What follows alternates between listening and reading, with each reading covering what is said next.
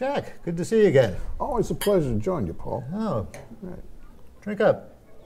I was just reading about these incredible labor protests in France and Paris, not just in Paris, but all over the country, rotating around, hundreds of thousands of people out. What the heck's going on there? Well, you got to understand that recovery in Europe from the 2008-9 crash has been very poor. Yeah. It's been chronic stagnation. They had a major second double-dip recession in 2011-13, and they haven't really recovered very well ever since. It's been sort of stagnating and very, very low level of growth, even though their central bank has been pumping in trillions and trillions of dollars into their economy, trying to get it going again. It's not really resulting in real investment and real jobs for people. And the whole idea of this multi-trillion-dollar injection, we call that QE for quantitative easing. We did it, and so did the UK and other countries. But Europe's done it to the tune of, right now they're buying $80 billion a month of securities, pumping money into the economy. And the idea there with that is to drive down the value of their currency, to make European exports more competitive with the rest of the world so they can sell more of their exports, take exports away from some other country, US or something, and stimulate production for exports in your economy. The export of French wine is down? Yeah, French wine, yeah. It's unbelievable. Yeah, in Germany and so forth. So their whole strategy is to try to stimulate their economy by stimulating exports. The problem is the global economy is slowing, and trade is slowing everywhere in the world. It's almost stagnant. So they're kind of beggaring their neighbor. We're going to take some exports from you to generate our economy and so on and so forth. And it's not working so well by driving the value of their currency down. So what they're doing now is called labor market reform. In other words, sounds bad for labor. Yes, always. Reform for labor, yeah, be suspicious. That means they want to drive down the cost of labor, wages, and benefits to make their exports more competitive. These guys always want to drive down the cost of labor. Always, but they're really desperate now because doing it by pumping money into their economy isn't working so well. So they want to do it by driving down wages. That's called labor market reform. So what are those in France, and why are the French in protest, talking about general strike even? Yeah. Well, they're getting reformed, so I got to figure that has something to do with it. Well, what labor market reforms in France mean is that labor, it's in France, it's 35-hour guaranteed work week. Anything over that's overtime is going to be taken away. In other words, employers can work you as long as they want without paying you overtime. That's one. Two, it means in France, if you got laid off, you could go to a labor court and protest the layoff and maybe get your job and back pay back. Sounds strange. We don't have that here. No. But in France, we barely have the overtime rule. That's right. We got to fight that one. And the other thing is they want to break the power of the unions in France, so that right now these national level wage and benefit agreements would be undermined, and individual employers could negotiate wages and benefits with just their employees in their factory. And that means you would have a race to the bottom. Right now it's kind of industry-wide, right? Well, not even industry, even nationwide. Yeah. Minimums, you know. Aren't the French labor unions like the biggest and strongest in Europe? Well, it's a totally different approach to unions. They're about 10–15% of the labor force, but they have these national labor agreements, which make it a little bit stronger. So labor market reforms are designed to break all that. Now, the interesting thing is you got a socialist party. Yeah. That's driving this whole process. What's that all about? Yeah, well, makes you wonder what they mean by socialism over there. But it's a reflection in Europe of social democracy disappearing.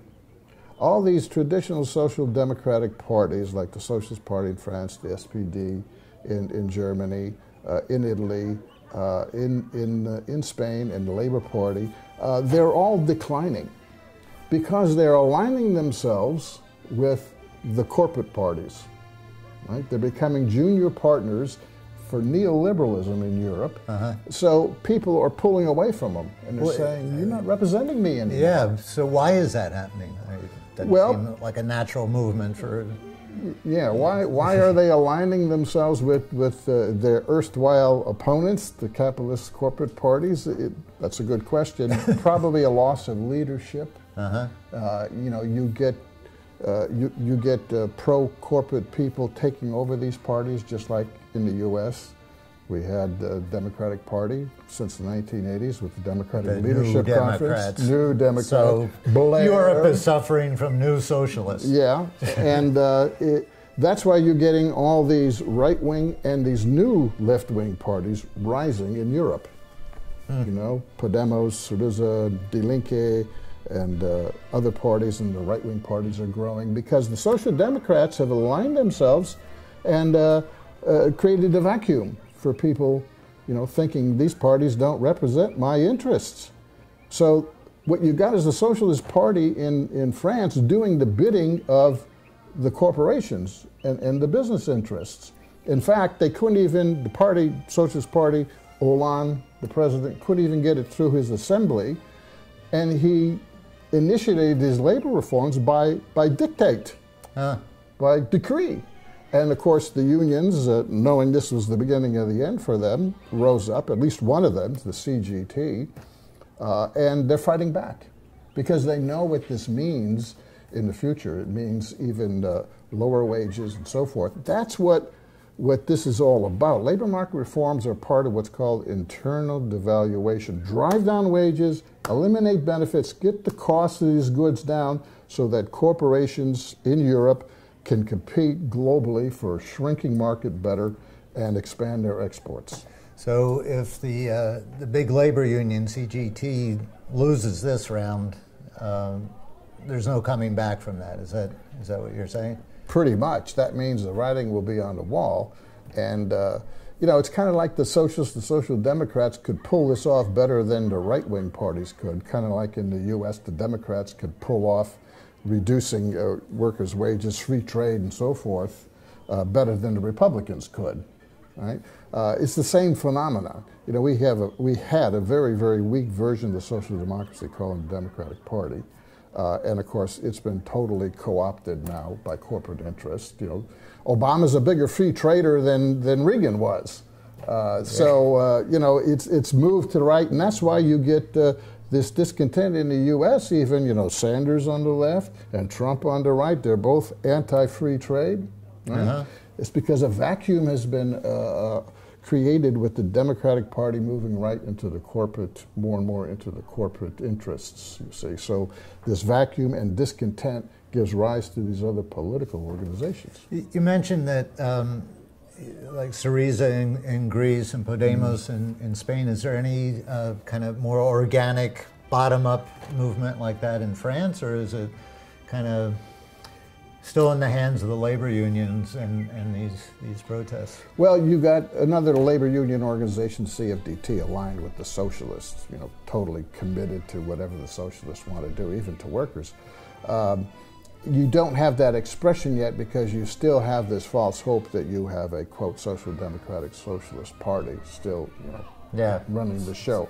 But when they get wiped out, and the socialists will get wiped out next spring, I predict, then the openings that you see occurring in Spain and Germany and Syriza for a while, although they've thrown the towel in as of last August, then you will see these other parties beginning to emerge probably in France as well. Or you will have the National Front, the right wing, co-opt the discontent and come to power next year in France. All right. Looks like our table is ready. Before we go in for dinner, anything else I should know? Well, it's part of a global trend, this labor market reform. We've already done this labor market reform in the U.S. We have all these part-time temp workers eliminating benefits, and now we have coming right behind that, all this sharing gig economy nonsense. It's all driving down the wages and the benefits and standards of living. The race to the bottom. It's a race to the bottom, and it's global, not just in France. There we're seeing the fight, but it's really happening everywhere. Probably we'll see the fight elsewhere. Hopefully here. Here's to French wine and workers. Absolutely.